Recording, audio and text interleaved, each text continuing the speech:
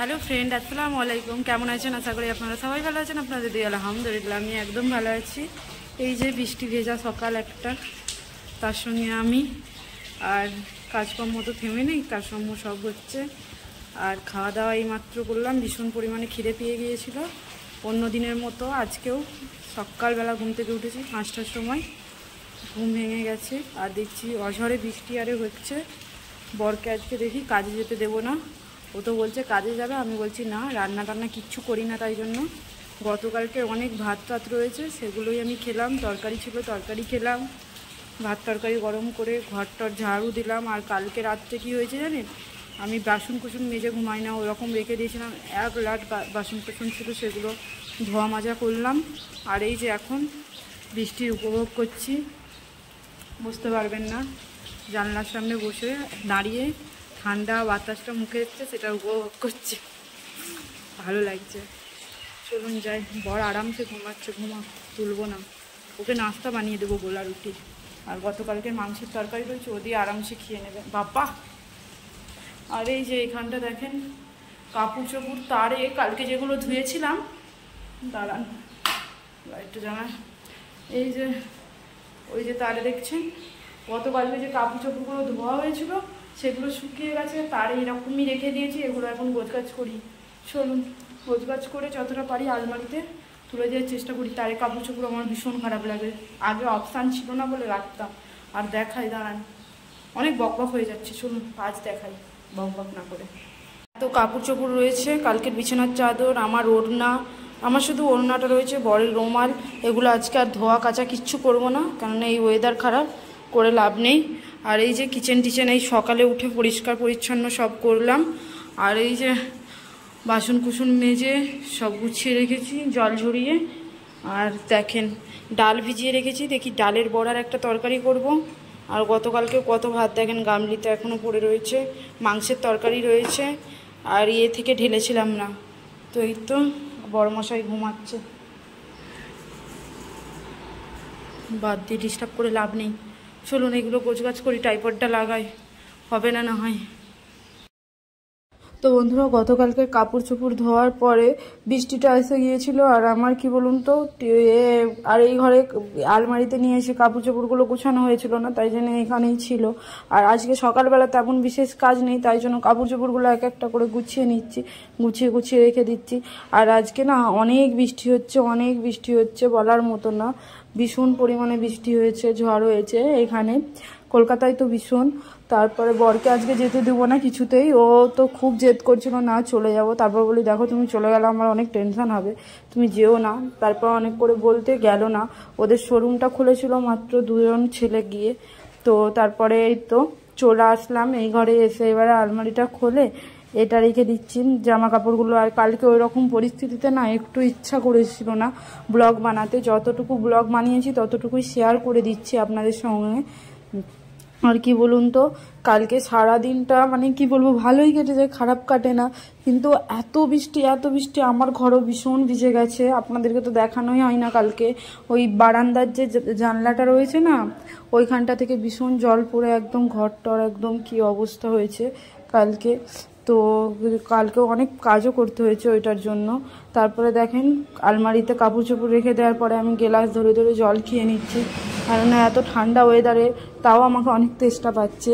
যাদের জল খাওয়া অভ্যাস আছে তারা জানে ভীষণ তেষ্টা পাই, যতই ঠান্ডা ওয়েদার থাক যাই থাক আপনারাও জল খাবেন।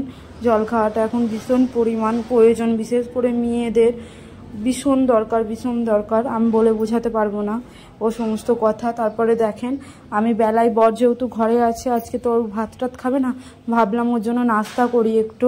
নাস্তা বলতে গোলা রুটি করছি। গোলা রুটি কি বলুন তো, শুধু ময়দা দিয়ে না, ওতে একটু চিনি দিয়ে দিয়েছি। আমার ঘরে যদি নারিকেল থাকতো ভালো হতো, একটু নারিকেল কুড়িয়েও দিয়ে দিতাম, দেখতেন খুব ভালো হতো খেতে। এরকম গোলা রুটি প্রথম আমি একদম করতে পারতাম না, আমি কোনোদিনও করিই না, তো বলেন কী করে করবো। তারপরে এইবারে দেখছিলাম দুবার ভালোভাবে আমার মেজাপা বলে দিয়েছিল যে এরকম করে করবি, দেখবি পুরো একদম পারফেক্ট হবে। তো তেমনভাবেই করেছি, দেখেছি খুব সুন্দর হয়েছে। আর আমার বর বুঝি গোলা রুটি প্রথম খেয়েছে নাকি জানি না, ও খেয়ে তো বলে খুব ভালো লেগেছে পায়েল আমার।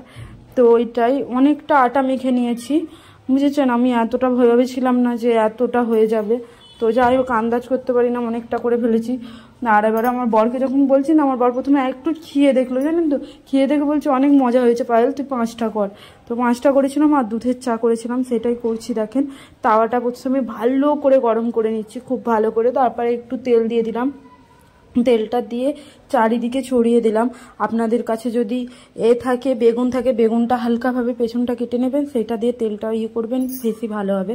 তারপরে দেখেন ব্যাটারটা দিয়ে দিলাম, এতে শুধু গরম জল দিয়েছি, লবণ দিয়েছি, আর দিয়েছি হচ্ছে চিনি। আর দেখেন আমি হাত দিয়ে এরকম করার চেষ্টা করছিলাম, কিন্তু হাতে এত তাত লাগছিল, পারছিলাম না, খুব কষ্ট হচ্ছিল, আমি করতে পারছিলাম না। তো তারপরে দেখেন আমি দিয়ে চামচ দিয়ে করার চেষ্টা করছিলাম, চামচ দিয়ে আরামসে হয়ে যাচ্ছিল। তো তবু প্যানে দিয়েছি, তেল দিয়েছি, তো তাই জন্য একটু অসুবিধা হচ্ছিল, না এবার আর কিছুই না। খেতে খুব ভালো হয়েছিল, পাতলা পাতলা, তো খুব ভালো হয়েছিল, বেশি মোটা আকারে করি না। তারপরে দেখেন উল্টে দিচ্ছি। প্রথমে ভেবেছিলাম উঠবে কি উঠবে না, উঠবে কি উঠবে না, তারপরে দেখি আলহামদুলিল্লাহ উঠেই গেছে। তারপরে একটু তেল দিয়ে দিলাম, আমি তেল দিয়ে ভালো করে উঠে গেছে। তো এই তো এরকমভাবে করে নিয়েছি। এটা শর্টকাট, রুটি পরোটার থেকে ভালো, তো শর্টকাটে হয়ে যায়। তারপরে এই তো দেখেন হয়ে গেছে কত সুন্দর। এবারে এরকম করে উল্টে পাল্টে আমি করে নিচ্ছি ভালোভাবে, যাতে সেদ্ধটা হয়। আরও পাতলা হলে আরও বেশি ভালো হতো, এরপরেরটা আরও পাতলা করব, আমি পাতলা করার চেষ্টা করব আর বড় করার চেষ্টা করব, তবে ভালো লাগবে, তাই না বলেন? এই তো দেখেন ভালোভাবে আমি সেঁকে নিচ্ছি, কেমন সুন্দরভাবে। আমার বর খুব ভালোবেসেছে এটা খেতে, আমি ওকে মাঝে মাঝেই করে খাওয়াবো। এই তো দেখেন একটা হয়ে গেল, আপনাদেরকে দেখানোর চেষ্টা করছিলাম। তারপরে তেল দিয়ে দিলাম, বেশি পড়েছে বলে তেলটা আমি তুলে নিচ্ছি, কারণ এক গাদা তেল দেওয়া যাবে না, অল্প অল্প তেলে করতে হবে, তবেই স্বাদ পাওয়া যাবে বেশি ভালো, তাই জন্য।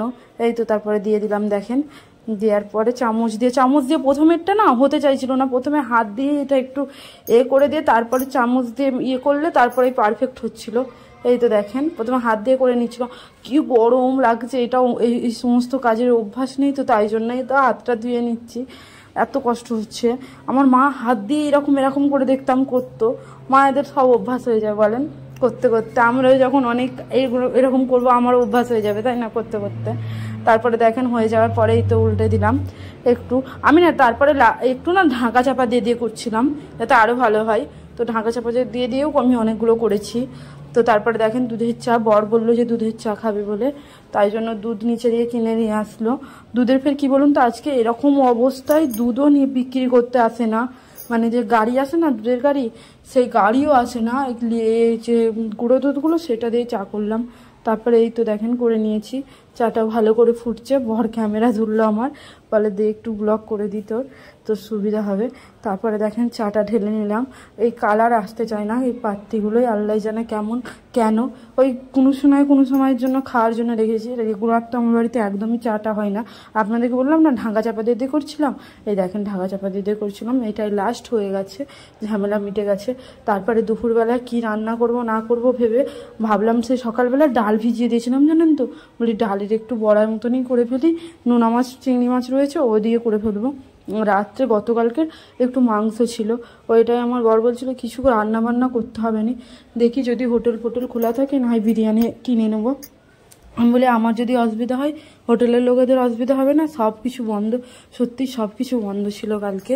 তো একটু রান্না বান্না করে খাওয়া দাওয়া করেছিলাম। আর কালকে তো এইভাবেই দিন কেটেছে, ভালোই দিন কেটেছে, কিন্তু ওই তো শুধু ওই বারান্দার পানিটাকে নিয়ে একটু টেনশনে ছিলাম, আর কিছুই না। তারপরে দেখেন বড়াগুলো ভেজে নিচ্ছে, আর ওই তাওয়াটাই তো গরম ছিল, তেল টাইপ ছিল, তো ওই তাওয়াতেই অল্প অল্প তেল দিয়ে এই তো বড়াগুলো করছিলাম। এরকম কাঁচা খেতেও খুব ভালো, কাঁচা বলতে এরকম খেতেও ভালো লাগে খুব। তারপরে দেখেন নুনা টোনা মাছ টাছ দিয়ে সব